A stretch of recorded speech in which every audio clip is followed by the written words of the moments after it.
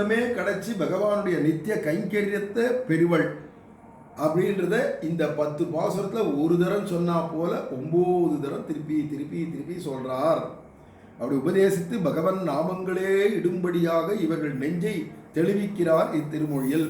இந்த மாதிரி பிராகிருதமாக இருக்கிறவாளுடையதான மனசை தெளிவிக்கிறார், அவளுக்கு தெளிவு ஏற்படுத்துகிறார். ஒரு தரம் சொன்னால் தெளிவு ஏற்படாது, பல கோணங்களில் சொல்லி புரிய வைக்கணும். அப்படிங்கிறதுனால ஒரு தரம் சொன்ன மாதிரி 9 தரம் 9 பாசத்தால் மறுபடியும் மறுபடியும் சொல்லி பகவன் நாமத்தையே உங்கள் பிள்ளைகளுக்கு பேரா வைங்கோ, அல்லது தாயாருடையதான பேரா உங்கள் பொண்ணுகளுக்கெல்லாம் வைங்கோ, அதையே கூட்டுருங்கோ.